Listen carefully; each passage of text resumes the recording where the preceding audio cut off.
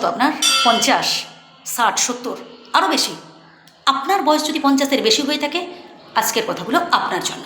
কারণ আজকে কিছু গুরুত্বপূর্ণ কথা বলবো, যেগুলো শুনলে আপনার সব টেনশন দূর হয়ে যাবে, আপনি ইয়াং হয়ে যাবেন। শুনুন কথাগুলো মন দিয়ে। সর্বপ্রথম যেটা করতে হবে তা হলো নিজের ওপর ভরসা রাখতে হবে। আপনি আপনার বাড়ির কর্তা, আপনার কথাই হবে শেষ কথা। আপনি যদি নিজেকে অসহায় ভাবেন, আপনি যদি নিজেকে গুরুত্ব না দেন, আপনি যদি নিজেকে গুরুত্ব না দিয়ে অপরকে বেশি গুরুত্ব দিতে চান, নিজের ভালোটা নিজের মন্দটা না বোঝার চেষ্টা করেন, একটা সময় দেখবেন প্রত্যেকেই আপনাকে অবহেলা করবে, পাত্তা দেবে না, গুরুত্বই দেবে না, আপনার মতামতই নেওয়ার চেষ্টা করবে না।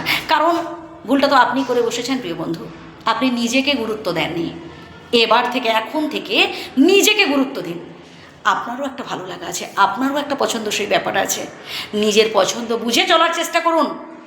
এর পরের পয়েন্টটা আরও গুরুত্বপূর্ণ, তা হলো হ্যাঁ, একটা সময় হয়তো আপনি আপনার পরিবারের জন্য অনেক কিছু করেছেন, বাট এখন তাদের থেকে যতটুকু পাচ্ছেন খুবই সামান্য।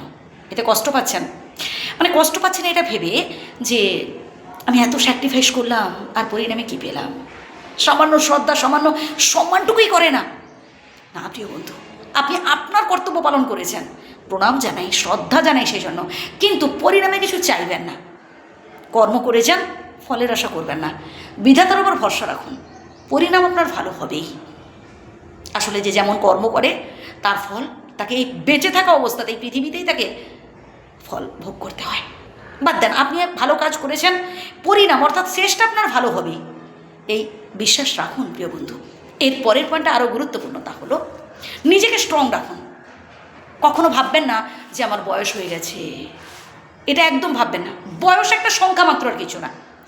এই যে 50, 60, 70, 80 এই বয়সগুলো না, এগুলো জাস্ট একটা সংখ্যা মাত্র, আর কিছু না।